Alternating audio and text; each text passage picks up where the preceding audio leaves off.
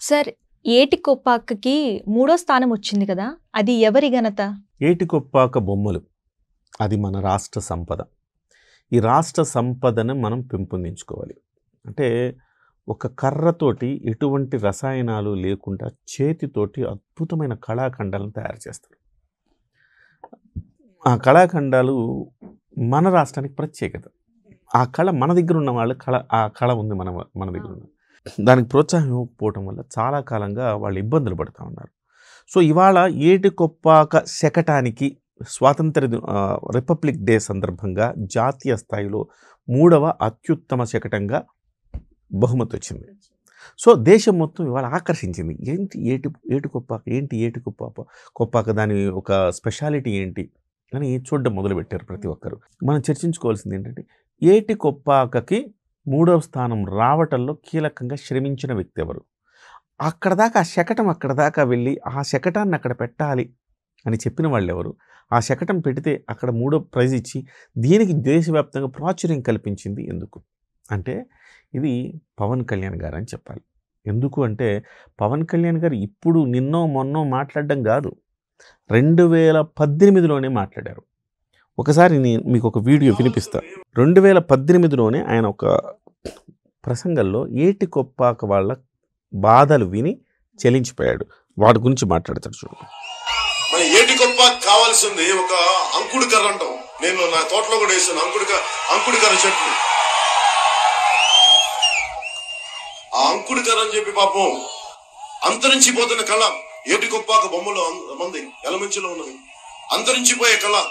వాళ్ళని చూస్తా ఉంటే మహిళలు, ఆడపడుచులు, పిల్లలు, ఇంకా చెప్పాలంటే పొద్దునే చూశాను పాపం ఒక దివ్యాంగులు ఆయన కూర్చొని కాళ్ళు పని చేయట్లేదు కానీ బొమ్మలు తయారు చేస్తున్నారు. అంత గొప్ప ఏటికొప్పాక కళా నైపుణ్యం. మరి వారికి కావాల్సిన ముడిసరుకు ఏంటి? వారికి కావాల్సిన ముడిసరుకు అంకుడు కర్ర వెళ్ళి తీసుకెళ్దామంటే ఫారెస్ట్ డిపార్ట్మెంట్ వాళ్ళ మీద కేసులు పెట్టేస్తాయి. ఏటికొప్పాక బొమ్మల తయారీకి ముడిసరకు అయిన అంకుడు కర్ర, కొండపల్లి బొమ్మలకు అవసరమయ్యే తెల్ల పొనికి చెట్లను విస్తారంగా పెంచాలని ఉప ముఖ్యమంత్రి పవన్ కళ్యాణ్ అధికారులను ఆదేశించారు. బొమ్మల తయారీదారులు కర్ర లభ్యత సమస్యను పవన్ దృష్టికి తీసుకెళ్లారు. కళాకారులకు అందుబాటులో ఉండేలా అంకుడు, తెల్ల పొనికి చెట్లు పెంచడానికి తగిన ప్రణాళికలు సిద్ధం చేయాలని పంచాయతీరాజ్, గ్రామీణాభివృద్ధి శాఖల అధికారులకు సూచించారు. ఉపాధి హామీ పథకం పనుల్లో భాగంగా అంకుడు, తెల్ల పొనికి చెట్లు పెంచాలన్నారు.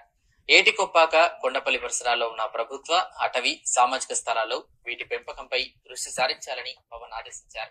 ఇదమ్మా మీకు అర్థమైందిగా. 2018లో ఈ అంశాన్ని గుర్తించిన పవన్ కళ్యాణ్ గారు ఉప ముఖ్యమంత్రి కాగానే అంకుడు కర్ర సమస్య, అటవీ శాఖ మంత్రి ఆయనే, విస్తారంగా పెంచండి, అంకుడు కర్ర వాళ్ళకి ఇవ్వండి, మీకు పెంచడానికి కావలసిన ఇది కూడా ఉపాధి హామీ పనుల కింద పెంచుతారు, ఆ కర్ర వాళ్ళకి ఇస్తారు. వాళ్ళకి విరివిగా కర్ర దొరకడం వల్ల వాళ్ళు బొమ్మలు ఎక్కువ తయారు చేశారు, బాగానే ఉంది. మరి మార్కెటింగ్, ఇంత గొప్ప కళాకృతుల్ని మార్కెటింగ్ చేయాలి కదా, తానే రంగంలో దిగాడు. స్వయంగా దిగి ఈ ఏటికొప్పాక, కొండపల్లి బొమ్మలతో పాటుగా రకరకాల కళలు, చేతి వృత్తుల కళలు ఉంటాయి, వాటన్నిటిని చిత్రపటాలు, వాటన్నింటినీ ఆయన ఉప ముఖ్యమంత్రి అయిన తర్వాత అవన్నిటిని తీసుకెళ్ళి అవి బహుమతులు ఇవ్వటం మొదలుపెట్టాడు. రాష్ట్రపతి దగ్గరికి వెళ్తే ఏటికొప్పాక బొమ్మ, ప్రధానమంత్రి దగ్గరికి వెళ్తే కొండపల్లి బొమ్మ, ఇంకో చోటుకి వెళ్తే ఇంకొక చిత్రపటము, చిత్రలేఖనము. సో ఇలాగ ఇవ్వటం మొదలుపెట్టిన తర్వాత ఏమిటి ఇవంటే ఫేమస్ అయింది. సో ప్రత్యేకంగా మాట్లాడి ఈ శకటం పెడదామని చంద్రబాబు గారికి అడిగితే, చంద్రబాబు గారు డెఫినెట్గా అంటే చంద్రబాబు గారి సహకారంతో, ఆయన ఆమోదంతో, ఆదేశంతో ఆ శకటాన్ని తయారు చేసి పంపించారు. పంపిస్తే ఇవాళ నరేంద్ర మోదీ గారు కూడా మెచ్చుకుని బొమ్మలు చాలా బాగున్నాయి కదని దానికి 3వ ప్రైజ్ వచ్చేలా చేశారు. ఇవాళ దేశవ్యాప్తంగా ఏటికొప్పాక బొమ్మల్ని ప్రసిద్ధి చెందాయి. ఆంధ్రప్రదేశ్కి వస్తే ఏటికొప్పాక బొమ్మలు ఎక్కడ దొరుకుతాయి అంటారు. ఇవాళ మనం ఎక్కడికి వెళ్ళినా ఏటికొప్పాక అనగానే, ఆ రోజు పవన్ కళ్యాణ్ గారు చెప్పారు 3వ ప్లేస్ వచ్చింది కదా, ఒకటి కొనుక్కుందాం అనుకుంటారు. అంటే తన భుజస్కంధాల మీద వేసుకొని ఏటికొప్పాకకి వాళ్ళ ముడిసరుకు సమస్య తీర్చాడు, అలాగే ఉపాధి హామీ పనులు అప్పగించాడు, దానికి మార్కెటింగు చేశాడు. ఇదొక్కటే కాదమ్మా, అరకు కాఫీకి బ్రాండ్ అంబాసిడర్ అయ్యాడు. ఒకప్పుడు మనం గమనిస్తే పెప్సీ యాడ్ చేశాడు ఆయన. చిరంజీవి గారు థమ్స్అప్ యాడ్ చేస్తే ఆయన తమ్ముడు అయిన పెప్సీ యాడ్ చేశాడు. ఎందుకో మనసు చెలించింది. పెస్టిసైడ్స్ ఉంటాయి అంటున్నారు, కూల్ డ్రింక్స్ మంచిది కాదంటున్నారు ఆరోగ్యానికి. అలాంటప్పుడు మనం ఇది చేయడం కరెక్టేనా? కోట్ల రూపాయలు వస్తాయి. ఆయన ఒక్కసారి బ్రాండ్స్ నేను చేస్తానని ఓపెన్ చేశాడా? కొన్ని కోట్ల రూపాయలు, సినిమాలు చేస్తే కూడా రావంత, అన్ని కోట్ల రూపాయలు. 30 సెకండ్లు యాడ్ చేస్తే 30 కోట్లు వస్తుంది.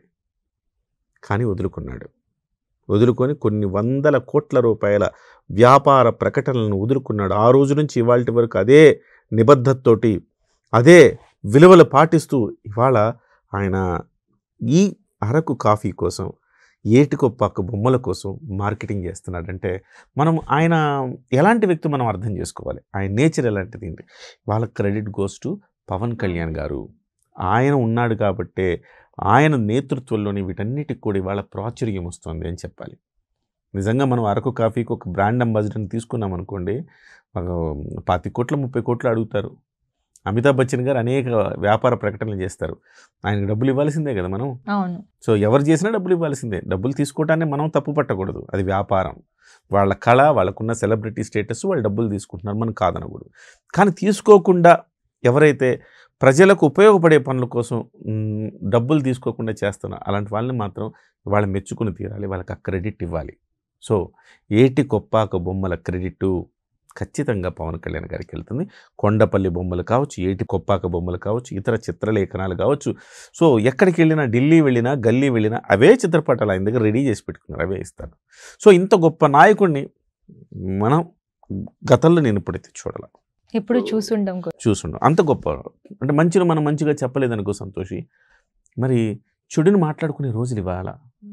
చెడుని కాంట్రవర్సీ మాట్లాడుకోవాలి. కాంట్రవర్సీ మాట్లాడుకుంటున్నాం, మంచి కంటే ఎక్కువ చెడే సర్క్యులేట్ అవుతుంది బాగా. గురుమూర్తి ఎలా చంపాడు, ఎన్ని ముక్కలు చేశాడంటే చాలా మందికి ఆసక్తి.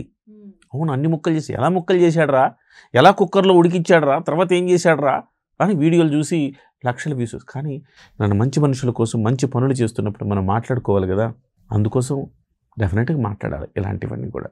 సో ప్రజలకు ఒక పాజిటివ్ న్యూస్ని మనం అందించాలి. సో ఆ రకంగా చూసుకుంటే ఇది ఒక గొప్ప కార్యక్రమం. పవన్ కళ్యాణ్ గారు, ఆయనకి హ్యాట్స్ ఆఫ్ చెప్పాలి.